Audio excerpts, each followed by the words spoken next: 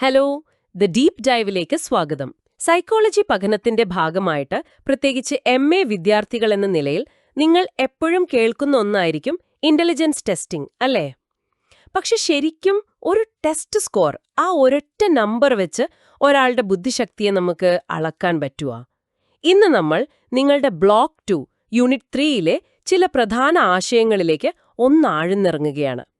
ഈ ബുദ്ധിശക്തി അളക്കുന്നതിൽ വന്ന മാറ്റങ്ങൾ, പിന്നെ ഈ സ്റ്റാൻഡേർഡ് സ്കോറുകൾ, സ്കെയിൽഡ് സ്കോറുകൾ, അതുപോലെ കോഫ്മാൻ സ്കെയിലുകൾ, ഇതൊക്കെ എങ്ങനെയാണ് വർക്ക് ചെയ്യുന്നത് എന്ന് നോക്കാം.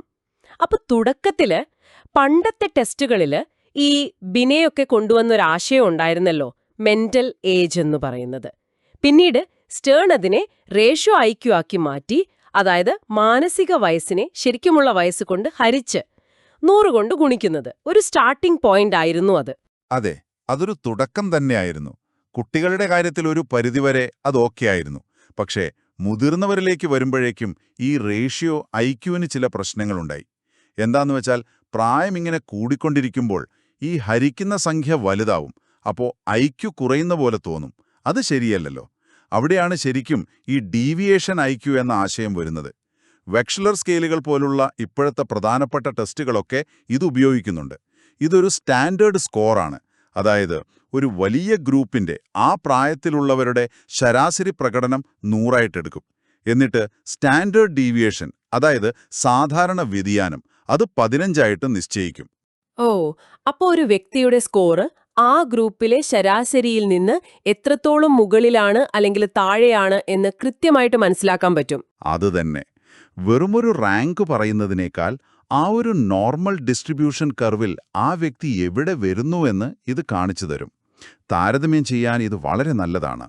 അപ്പോൾ ഈ സ്റ്റാൻഡേർഡ് സ്കോറുകൾ, പിന്നെ അതിൽ തന്നെയുള്ള സ്കെയിൽഡ് സ്കോറുകളൊക്കെ താരതമ്യം എളുപ്പമാക്കുന്നുണ്ട്. ഈ സ്റ്റാൻഡേർഡ് സമീപനം ഉപയോഗിക്കുന്ന മറ്റൊരു പ്രധാനപ്പെട്ട ടെസ്റ്റ് സീരീസ് ആണല്ലോ ഈ കോഫ്മാൻ അസസ്മെന്റ് സ്കെയിലുകൾ. കുട്ടികൾക്കായുള്ള KABC2, അതായത് Kaufmann assessment battery for children, നിങ്ങൾ കേട്ടിട്ടുണ്ടാവും. എന്താണ് ഈ ടെസ്റ്റിന്റെ ഒരു അടിത്തറ? ശരിയാണ്. ഈ KBCA2-ൽ പ്രധാനമായിട്ടും 2 തിയററ്റിക്കൽ ബേസ് ഉണ്ട്. ഒന്ന്, ലൂറിയയുടെ ന്യൂറോസൈക്കോളജിക്കൽ മോഡൽ, തലച്ചോർ എങ്ങനെയാണ് വിവരങ്ങൾ പ്രോസസ്സ് ചെയ്യുന്നത് എന്നതിലാണ് അതിന്റെ ഊന്നൽ. രണ്ടാമത്തത്, ഇന്ന് കുറച്ചുകൂടി വ്യാപകമായി അംഗീകരിക്കുന്ന കാറ്റിൽ ഹോൺ കരോൾ തിയറി, അഥവാ CHC തിയറി. ഇത് ബുദ്ധിയുടെ പല ഘടകങ്ങളെപ്പറ്റി പറയുന്നുണ്ട്. ഫ്ലൂയിഡ് ഇന്റലിജൻസ്, അതായത് പുതിയ പ്രശ്നങ്ങൾ പരിഹരിക്കാനുള്ള കഴിവ്, പിന്നെ ക്രിസ്റ്റലൈസ്ഡ് ഇന്റലിജൻസ്, നമ്മൾ ആർജിച്ച അറിവ്, അങ്ങനെ പലതും. ഈ CHC തിയറിക്ക് കൗമാരക്കാർക്കും മുതിർന്നവർക്കുമുള്ള കോഫ്മാൻ ടെസ്റ്റ്, അതായത് KAIT, Kaufman adolescent and adult intelligence ടെസ്റ്റിലും നല്ല പ്രാധാന്യമുണ്ട്. ഓക്കെ, അപ്പോൾ ഈ 2 വ്യത്യസ്ത തിയറികൾ KABC2-ലുള്ളതുകൊണ്ട് സ്കോറിംഗ് രീതിയിലും വ്യത്യാസം കാണുമല്ലോ, അല്ലേ? തീർച്ചയായും. അതൊരു പ്രധാന പോയിന്റാണ്. KBCA 2 തരത്തിലുള്ള ഗ്ലോബൽ സ്കോറുകൾ തരുന്നുണ്ട്. ഒന്ന്, ലൂറിയൻ മോഡൽ അടിസ്ഥാനമാക്കിയുള്ള MPI, മെന്റൽ പ്രോസസ്സിംഗ് ഇൻഡെക്സ്. ഇത് പ്രധാനമായും ആ ഒരു പ്രോസസ്സിംഗ് എബിലിറ്റിയിലാണ് ഫോക്കസ് ചെയ്യുന്നത്. അതായത് നേരത്തെ പഠിച്ച കാര്യങ്ങൾ, അഥവാ അറിവ്, എക്വയർഡ് നോളജ്, അധികം ഇതിൽ വരുന്നില്ല. രണ്ടാമത്തേത് CHC തിയറി അടിസ്ഥാനമാക്കിയുള്ള FCI, ഫ്ലൂയിഡ് ക്രിസ്റ്റലൈസ്ഡ് ഇൻഡെക്സ്. ഇത് നേരെ തിരിച്ചാണ്. ആർജിച്ച അറിവിനെയും GC, മറ്റു കോഗ്നിറ്റീവ് പ്രോസസ്സുകളെയും ഒരുപോലെ പരിഗണിക്കുന്നു. അപ്പോൾ ഒരു കുട്ടിയെ ടെസ്റ്റ് ചെയ്യുമ്പോൾ ഈ MPI ആണോ FCI ആണോ കൂടുതൽ ഉപയോഗിക്കേണ്ടത് എന്ന് എങ്ങനെയാ തീരുമാനിക്കുക? ഇതിലേതിനാണ് കൂടുതൽ പ്രാധാന്യം കൊടുക്കുന്നത് സാധാരണ? നല്ല ചോദ്യമാണ്. ഏത് സ്കോറ് റിപ്പോർട്ട് ചെയ്യണം, ഏതിന് പ്രാധാന്യം കൊടുക്കണം എന്നൊക്കെ തീരുമാനിക്കുന്നത് ടെസ്റ്റ് നടത്തുന്ന സൈക്കോളജിസ്റ്റാണ്. അത് ആ കുട്ടിയുടെ പ്രത്യേക സാഹചര്യങ്ങൾ, ടെസ്റ്റ് എന്തിനാണ് നടത്തുന്നത് എന്നതിൻ്റെ കാരണം, ഇതൊക്കെ നോക്കിയിട്ടാണ്. ഉദാഹരണത്തിന്, ചിലപ്പോൾ ഭാഷാപരമായ ബുദ്ധിമുട്ടുകളോ അല്ലെങ്കിൽ ഒരു പ്രത്യേക സാംസ്കാരിക പശ്ചാത്തലത്തിൽ നിന്നോ വരുന്ന കുട്ടിയാണെങ്കിൽ ഈ അറിവിനെ മാത്രം ആശ്രയിക്കാത്ത MPAI സ്കോർ ഒരുപക്ഷെ ആ കുട്ടിയുടെ യഥാർത്ഥ പ്രോസസ്സിംഗ് കഴിവിനെക്കുറിച്ച് നല്ല ധാരണ തന്നേക്കാം. എന്നാൽ സാധാരണഗതിയിൽ ഒരു ജനറൽ കോഗ്നിറ്റീവ് അസസ്മെന്റിന് പലപ്പോഴും CHC മോഡൽ അടിസ്ഥാനമാക്കിയുള്ള FCI സ്കോറിനാണ് ഒരു മുൻഗണന കൊടുക്കാറ്.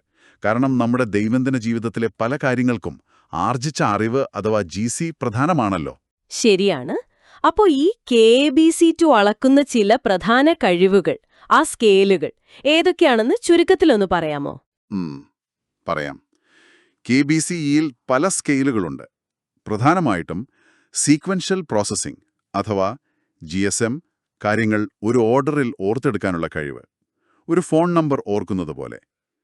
പിന്നെ സൈമൾട്ടേനിയസ് പ്രോസസ്സിംഗ് അഥവാ GV, അതായത് വിവരങ്ങളെ ഒന്നിച്ച് ഒരു ഹോളിസ്റ്റിക് ആയിട്ട് ഗ്രഹിക്കാനുള്ള കഴിവ്, ഒരു ചിത്രം അല്ലെങ്കിൽ പാറ്റേൺ മനസ്സിലാക്കുന്നത് പോലെ. പ്ലാനിംഗ് അല്ലെങ്കിൽ GF, പുതിയ പ്രശ്നങ്ങൾ പരിഹരിക്കാനുള്ള കഴിവ്.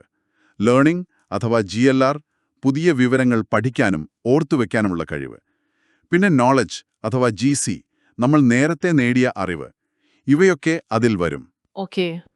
അപ്പോൾ നിങ്ങൾ MA സൈക്കോളജി വിദ്യാർത്ഥികൾ എന്ന നിലയിൽ ശ്രദ്ധിക്കേണ്ട ഒരു കാര്യം, ഈ ഡീവിയേഷൻ IQ, സ്റ്റാൻഡേർഡ് സ്കോറുകൾ, അതുപോലെ ഈ ടെസ്റ്റുകളിലെ സ്കെയിൽഡ് സ്കോറുകൾ, ഇവ തമ്മിലുള്ള വ്യത്യാസവും അതിൻ്റെ അർത്ഥവും കൃത്യമായി മനസ്സിലാക്കിയിരിക്കണം. നാളെ നിങ്ങൾ ഒരു ക്ലിനിക്കൽ സെറ്റിങ്ങിലോ അല്ലെങ്കിൽ ഒരു സ്കൂളിലോ ഒരു കുട്ടിയുടെ ടെസ്റ്റ് റിസൾട്ട് വ്യാഖ്യാനിക്കുമ്പോൾ ഈ ഓരോ സ്കോറും എന്തിനെയാണ് സൂചിപ്പിക്കുന്നതെന്നറിയുന്നത് വളരെ വളരെ പ്രധാനപ്പെട്ടതാണ്. വെറുമൊരു നമ്പറായിട്ടല്ല ഇതിനെ കാണേണ്ടത്. ആ കുട്ടിയുടെ കൊഗ്നിറ്റീവ് പ്രൊഫൈലിനെ മനസ്സിലാക്കാനുള്ള സൂചനകളാണ് ഓരോ സ്കോറും. റിപ്പോർട്ട് എഴുതുമ്പോഴും ടീച്ചർമാർക്കോ പേരൻസിനോ കാര്യങ്ങൾ വിശദീകരിക്കുമ്പോഴുമൊക്കെ ഈ ധാരണ ആവശ്യമാണ്. അതെ. അപ്പോ ബുദ്ധിശക്തി അളക്കുന്നതിലെ ആ ഒരു യാത്രയിൽ നമ്മളിന്ന് പ്രധാനപ്പെട്ട ചില കാര്യങ്ങൾ നോക്കി. റേഷ്യോ IQവിൽ നിന്ന് കൂടുതൽ സ്റ്റാൻഡേർഡൈസ്ഡ് ആയ ഡീവിയേഷൻ IQവിലേക്കും സ്റ്റാൻഡേർഡ് സ്കോറുകളിലേക്കും മാറിയത്. പിന്നെ കോഫ്മാൻ സ്കെയിലുകൾ, പ്രത്യേകിച്ചും KABCI, KAIT, അവയുടെ ആ 2 സൈദ്ധാന്തിക അടിത്തറകൾ, ലൂരിയുടെയും CHCയുടെയും മോഡലുകൾ, അതുപോലെ അത് നൽകുന്ന വ്യത്യസ്ത ഗ്ലോബൽ സ്കോറുകൾ MPIയും FCIയും, പിന്നെ ഈ സ്കോറുകൾ മനസ്സിലാക്കേണ്ടതിന്റെ പ്രാധാന്യം, ഇതൊക്കെ നമ്മൾ കവർ ചെയ്തു. നിങ്ങൾ MA വിദ്യാർത്ഥികൾക്ക് ആലോചിക്കാൻ ഒരു കാര്യം പറയാം. ഇപ്പോൾ നമ്മൾ KABC2നെ കുറിച്ച് പറഞ്ഞല്ലോ. ഒരേ കുട്ടിയുടെ ടെസ്റ്റ് റിസൾട്ട് ലൂറിൻ മോഡൽ വെച്ച് വ്യാഖ്യാനിക്കുമ്പോഴും CHC മോഡൽ FCI വെച്ച് വ്യാഖ്യാനിക്കുമ്പോഴും കിട്ടുന്ന ചിത്രം ചിലപ്പോൾ വ്യത്യസ്തമായിരിക്കാം.